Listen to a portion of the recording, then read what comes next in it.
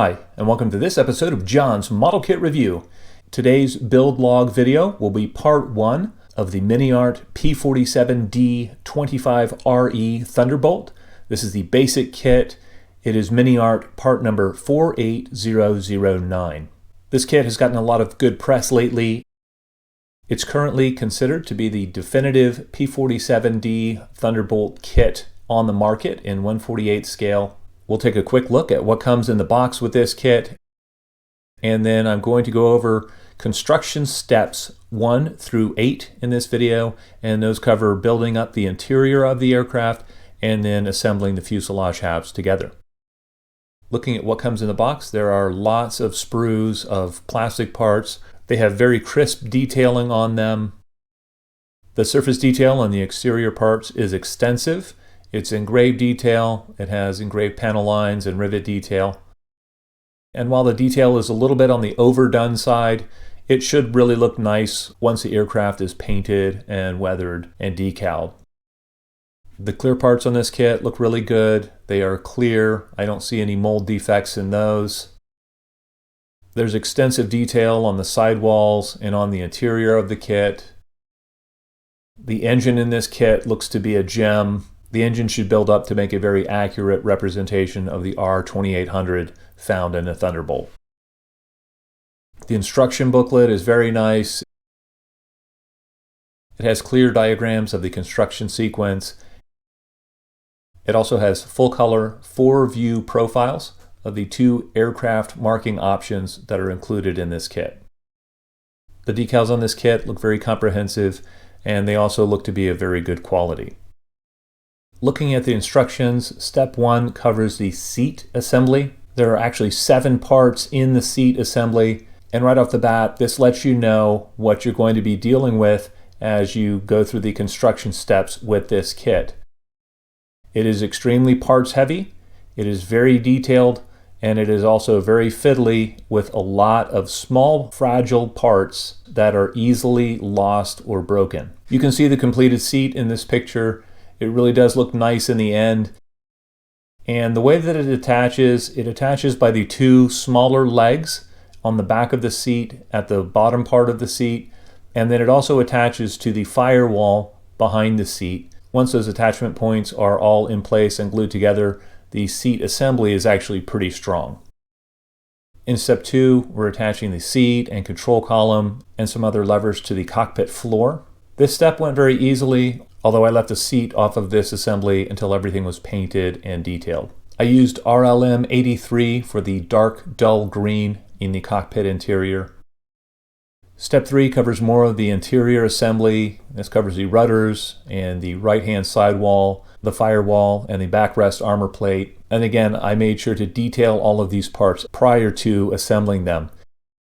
It's also very important on these parts to make sure that the sidewalls and the firewall and the pilot's armor in the back all fit to the floor plate. I had to modify each of these parts slightly to get them to fit to the floor of the cockpit. So I'm not sure exactly what went wrong there, but each of these parts needs to be dry fitted prior to committing to glue.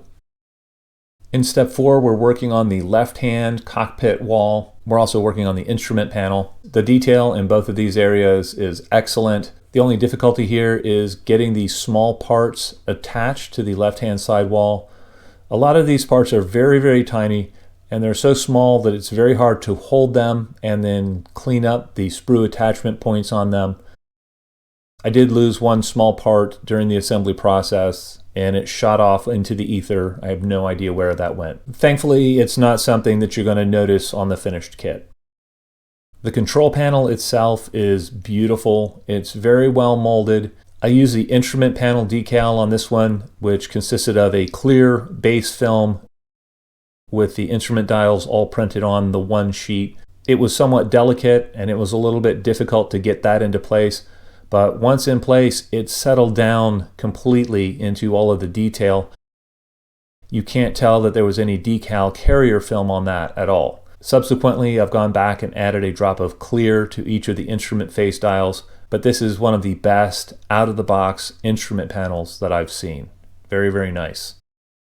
Step 5 covers the tailwheel assembly. and there are two options for the tail wheel assembly. I did assemble the second option here, but once again, I found the parts to be very small, very delicate, and somewhat fiddly. I broke part B41 and had to repair that after it was assembled.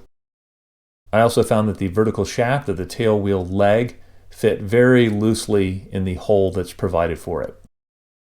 Step 6 covers more small parts to be added to the right-hand fuselage side. These parts are very tiny, and they're so small that they're quite difficult to clean up, but I was able to clean them up and get them installed in the kit.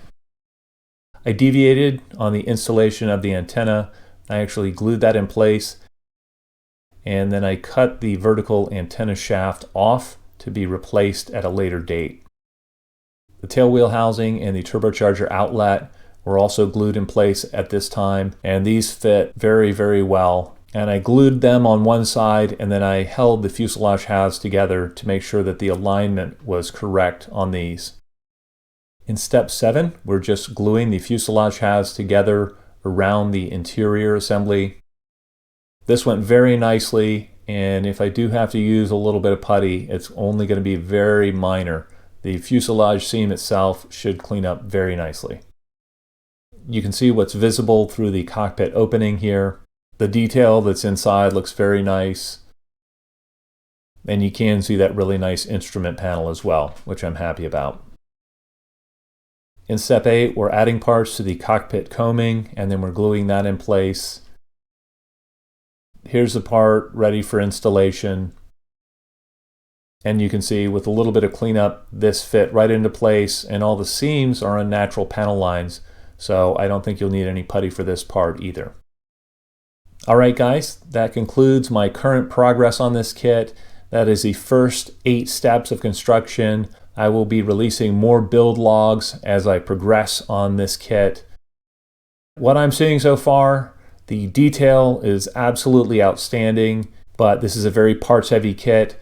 If you don't like lots of small parts and lots of detail, and you're not patient enough to clean things up and really make sure you've got an excellent fit on things, I would say this is probably not the kit for you. The good news is that there are easier P-47D Thunderbolt kits out there from Tamiya and Hasegawa and Academy. And while I'm building this kit, I am concurrently building Hasegawa's P-47D and Academy's P-47N Thunderbolt. So stay tuned for build log updates on those kits as well. All right, I don't know if any of you out there have built one of MiniArt's P-47D Thunderbolt kits. If so, please feel free to comment in the comment section below. As always, I hope you found this video entertaining and informative, and until next time, model on.